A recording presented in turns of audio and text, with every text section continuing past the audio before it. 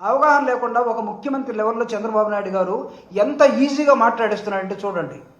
దానికి ఒక నెలకి 2 లక్షల రూపాయలు కరెంటు బిల్లు ఇస్తున్నాడట, వాటర్ బిల్లు కడుతున్నాడట. కానీ ఫ్యాక్టరీ ఉంటుందట, ఎక్కడ పోదట. కానీ వీళ్ళు జనసేన, తెలుగుదేశం, బీజేపీ కలిపి దాన్ని గాడిలో పెట్టారంటే, గాడిలో పెట్టడం దేనికంటే ప్రైవేట్ వాడికి ఇవ్వటం కోసం.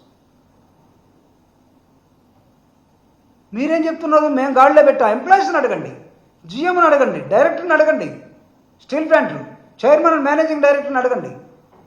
నేను దాదాపు ఒక సీనియర్ మేనేజర్ లెవెల్లో, జిఎం లెవెల్లో బయటకు వచ్చినట్టు. నువ్వు మొత్తాన్ని క్యాజువల్ ఎంప్లాయీస్ మొత్తాన్ని, అవుట్సోర్సింగ్ ఎంప్లాయీస్ మొత్తాన్ని, సర్వీస్ ఉన్నటువంటి ఎక్స్పర్ట్ ఇంజనీర్స్ మొత్తాన్ని కూడా ట్రాన్స్ఫర్ చేసిన తర్వాత అక్కడ మిగిలింది ఎంతమంది? వాళ్ళకి ఇచ్చే జీతాలు ఎంత? అవి కూడా ఇవ్వలేక నువ్వు బయట చెప్తున్నావు. But this is the question from Rajya Sabha. రాజ్యసభలో స్టీల్ మినిస్టర్ ఏం ఆన్సర్ ఇచ్చాడంటే, ఈయన గాడిని పెట్టేదానికి public grievances relating to the decision of CCEA. CCEA అంటే ఇది cabinet committee of economic affairs. CCEA అంటే cabinet committee of economic affairs. వాళ్ళు ఇచ్చినటువంటి రిపోర్ట్ ఏంటంటే, we have taken a decision of CCEA for disinvestment of steel factory. Disinvestment అంటే గాడిలో పెట్టడం. My dear press people, ఇది ఏం అబద్ధాలు చెప్తున్నాడు? అసలు ఎవరు నమ్ముతాడని? స్టీల్ ఫ్యాక్టరీ వాళ్ళు విశాఖపోతే వాళ్ళు మాట్లాడతారు ఇప్పుడు.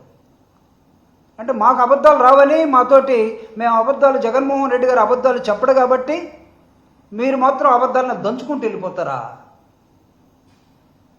అరే, ఒక ముఖ్యమంత్రి లెవెల్లో ఏం మాట్లాడాలి? ఒక 43 ఇయర్స్ ఇండస్ట్రీ ఉన్నటువంటి ఒక పొలిటికల్ పార్టీ లెవెల్లో అధ్యక్షుడిగా ఏం మాట్లాడాలి?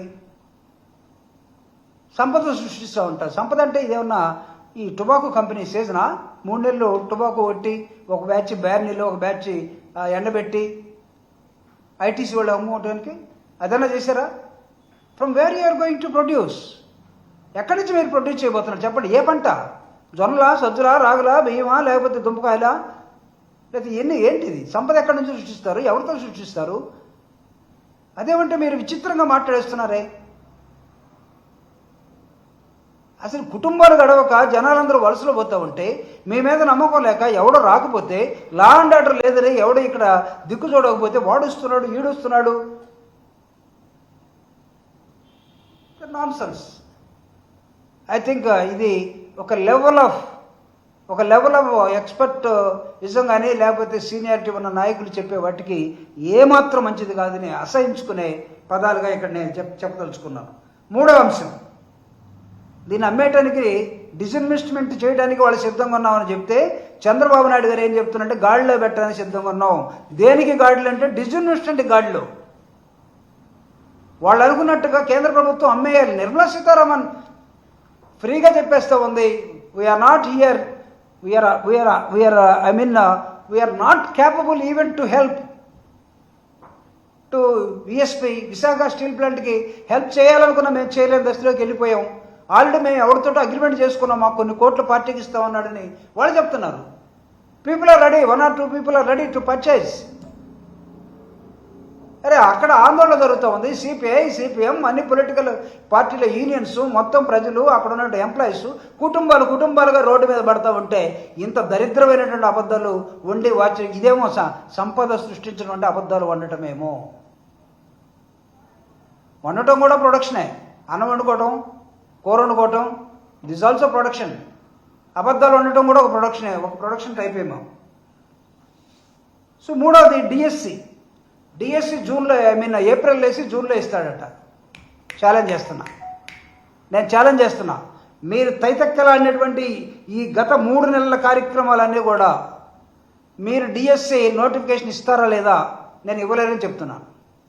మీరు డిఎస్సి నోటిఫికేషను ఒకవేళ ఎడ్యుకేషన్ మినిస్ట్రీ ద్వారా ఇప్పించినా అది చెల్లని నోటిఫికేషన్ అవుతుంది, రాసుకోండి. కారణాలు నేను తర్వాత చెప్తాను. How can you say that notification in April, exam in March, May, result in June? చేయగలరా? ఎప్పుడైనా చేశారా? డిఎస్సిలో డిఎస్సి ఏం చెప్పారు మీరు? రావటంతో మెగా డిఎస్సి దాని మీద సంతకం. ఎన్ని నెలలు అయిందయ్యా? 9 నెలలు. ఇప్పటికి పెళ్లి చేసుకుంటే ఒక పిల్లోడు పుట్టేవాడు. మీరు చేస్తా ఉన్న మెగా డిఎస్సి సంతకం ఇప్పుడు కూడా కాలా ఇంకా. ఓకే నిసే. అరే ఇంత పచ్చబద్దాలని డిఎస్సికి ప్రిపేర్ అవుతున్నటువంటి విద్యార్థులు నమ్ముతారా? ఫర్గెట్ అబౌట్ వాళ్ళ రిజర్వేషన్లు ఉంటాయా పోతాయా? ఎవడిస్తాడు? మీరు 5 రోజుల్లో ఒక ఫైల్ నడుపుతూ ఉన్నారు. ఒక 5 రోజుల్లో ఒక ఫైల్ మొత్తం కూడా ఏపీపీఎస్సీ పోవాలి, లీగల్ డిపార్ట్మెంట్ పోవాలి, జిఏడికి వెళ్ళాలి, ఆ తర్వాత ఒక యాక్ట్ రావాలి, ఆ తర్వాత ఏపీపీఎస్సీ యాక్సెప్ట్ చేయాలి, యాక్సెప్ట్ చేసిన దాన్ని గవర్నమెంట్కి రావాలి, గవర్నమెంట్ మళ్ళీ గవర్నర్కి వెళ్ళాలి, గవర్నర్ దగ్గర నుంచి నువ్వు ఎడ్యుకేషన్ డిపార్ట్మెంట్కి వెళ్ళాలి. For this including 2 holidays, Ugadi and Ramzan, 5 రోజులు నువ్వు ఒక ఫైల్ నడుపుతూ ఉన్నావు. అడుగుతూ ఉన్నారు ఈరోజు ఐఏఎస్ ఆఫీసర్లు, లేకపోతే లా డిపార్ట్మెంట్లో ఉన్నటువంటి ఎక్స్పర్ట్స్, లేకపోతే జిఏడిలో ఉన్న వాళ్ళందరూ కూడా ఇంత స్పీడ్గా 5 రోజుల్లో ఒక ఫైల్ నడపడం అనేది భారతదేశంలో మేము ఎక్కడో చూడలేదు, ఇది జరగదు. How can you say that within 1 or 2 months you people are going to give the result for DSC examination? Is it possible? అబద్ధాలు చెప్పకండి. ఇప్పటికే పిల్లల వయసు మీరిపోయి వీళ్ళ దగ్గర పేరెంట్స్ తెచ్చుకునే వాళ్ళ దగ్గర తెచ్చుకోవడం డబ్బులు లేక ఇబ్బంది పడుతూ ఉన్నారు. ఎప్పుడు ఇస్తారో ఎప్పుడు ఎవరో చెప్పండి. మేము అధికారంలోకి రావడంతో మెగా డిఎస్సీ మీద సంతకం అన్నారు. 11 నెలలు అయిపోయింది. ఇప్పుడు మీరేం చెప్తున్నారంటే 3 నెలలు అన్నీ వేస్తామన్నారు. 11 నెలలు ఎక్కడ, 3 నెలలు ఎక్కడ? మీరు చెప్పే విధానం ఏంటి? ప్రజలు నమ్మడానికి సిద్ధంగా ఉన్నారా? మీరు వైఎస్ఆర్ కాంగ్రెస్ పార్టీ ఇస్తామని చెప్తే వైఎస్ఆర్ కాంగ్రెస్ పార్టీ బ్లేమ్ చేశారు మీరు. జగన్మోహన్ రెడ్డి గారు మంచోడు కాబట్టి సరిపోతుంది, ఏది చేయగలమో అది మాత్రమే చెప్దాం.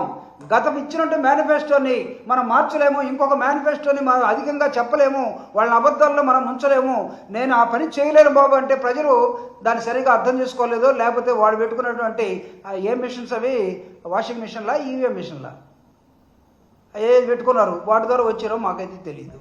కానీ ఈరోజు ప్రజలు మాట్లాడుకోండి. నేను చెప్పిన పాకల్లో నేను చెప్పినట్టుగా పీపుల్ అసలు ఎంతమంది టీ కొట్ల దగ్గర, లేకపోతే సినిమా హాల్ దగ్గర, లేకపోతే కూరగాయలు కొనుక్కునే దగ్గర, లేకపోతే నలుగురు అమ్మలక్కలు ఉన్న చోట, నేను ఆ బూతులు అనకూడదు కానీ వాళ్ళ మాండలికాల్లో వాళ్ళు మాట్లాడేస్తూ ఉన్నారు.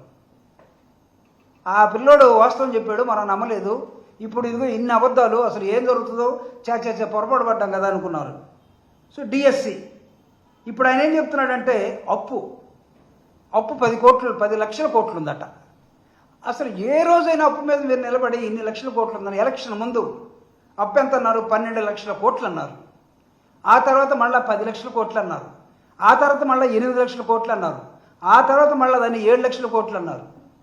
ఇటీవల సెంట్రల్ గవర్నమెంట్ ఏం చెప్పిందంటే టోటల్ ఇంక్లూడింగ్ ఈ రోజు వరకు చంద్రబాబు నాయుడు గారు చేసిన అప్పుతో సహా ఆంధ్రప్రదేశ్కి ఉన్న అప్పు, రాష్ట్రం మొత్తం అప్పులు చూస్తే ఈ సెంట్రల్ గవర్నమెంట్ ఇచ్చింది, నేను ఇచ్చింది కాదు, వైఎస్ఆర్ కాంగ్రెస్ పార్టీ ప్రిపేర్ చేసింది కాదు.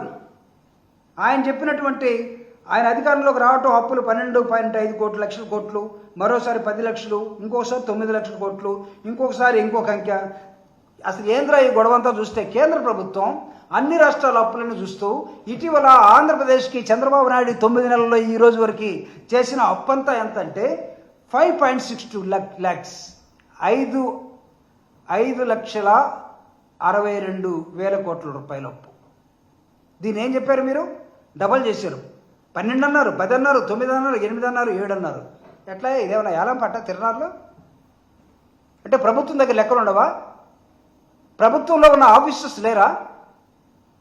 మీకంటే మీ ఎమ్మెల్యేలకి మీకు చదువు రాకపోవచ్చు, లేకపోతే మీ పార్టీ మూకుమ్మడిగా, లేకపోతే ఉమ్మడిగా, లేకపోతే కూటమిగా అన్ని అబద్ధాలు చెప్పి ఉండొచ్చు, లేకపోతే మామే ఛాలెంజ్లు చేసి ఉండొచ్చు. వైఎస్ఆర్ కాంగ్రెస్ మీకు అనువుగా దొరికింది కాబట్టి ఏదంటే అది మాట్లాడేశారు ఆ రోజు కూటమిగా ఏర్పడి. సిగ్గుండొద్దు అసలు ఇన్ని అబద్ధాలు చెప్పడానికి? Don't you feel shame? Where is that gentlemen? నేను ప్రశ్నించడానికి వచ్చాననే జెంట్మెన్ ఎక్కడికి వెళ్ళాడు? ఇక్కడ రమ్మనండి ఆయన్ని. వేరే వస్త్రాలు వేసుకొని తిరగటం కాదు. చంద్రబాబు నాయుడు ప్రతి నెల 1వ తేదీ నాడు బజార్లోకి వెళ్ళి, జిల్లాలకు వెళ్ళి అన్ని అబద్ధాలు చెప్తా ఉన్నాడు. నువ్వు ప్రశ్నించడానికి వచ్చినటువంటి పవన్ కళ్యాణ్ గారు అన్ని అబద్ధాలు చెప్తా ఉంటే నువ్వు నోరెందుకు ఎత్తడం లేదు? ఆయనకున్న అనుభవం ఎవడికి లేదంటున్నాడు. ఇంకా నయం, సినిమాల్లో నాకున్న అనుభవం మా అన్నకి లేదనలా. మేము చెప్పుకోవాలి పవన్ కళ్యాణ్కి ఉన్న అనుభవం సినిమాలో అసలు ఎవ్వడికి లేదని చెప్పాలి. అప్పుడు మీ అన్న ఏమవుతాడు? పాపం ఎన్టీ రామారావు ఏమవుతాడు? ఏఎన్ఆర్ ఏమవుతాడు?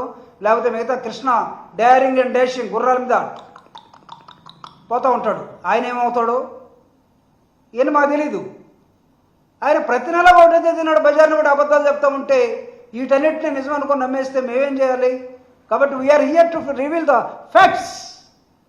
వాస్తవాలు చెప్పడం కోసమే జగన్మోహన్ రెడ్డి గారు వైఎస్ఆర్ కాంగ్రెస్ పార్టీ ఈరోజు ప్రజలు ఎడ్యుకేట్ చేస్తూ ఉన్నది.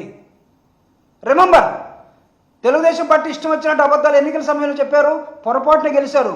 అది ఏ మిషనో లేకపోతే వాళ్ళు మీకు ఓట్లు వేసారు లేదు తెలియదు మాకు. Still we have a doubt. ప్రజలు కూడా భావిస్తూ ఉన్నారు మేము వేసిన ఓట్లన్నీ ఎక్కడ పోయినాయని. అని లేస్తే అబద్ధాలు అసహ్యంగా ఎవడన్నా సంపద. ఇప్పుడు ఈయన ఇవన్నీ ఏం చెప్తున్నా అంటే అసలు ఇవన్నీ ఒకరోజు చేయాలంటే అవుతాయా? మీరే చెప్పండి. జనాలను అడుగుతున్నాడు, అసలు నిన్ను ఎవడు చేయమన్నాడు ఒక రోజులో? ఇదేమన్నా అబ్బకదబ్బరా లేకపోతే ఇంకొక విట్లాచార్య డైరెక్షనా? ఒక రోజులో చేయమని నిన్నెవడు అడిగాడు? ఎవడు అడగలు అసలు. ఒక రోజులో కాదు కాబట్టి ఈయన ప్లాన్ వేయాలట, దానికి సంపద సృష్టించాలట.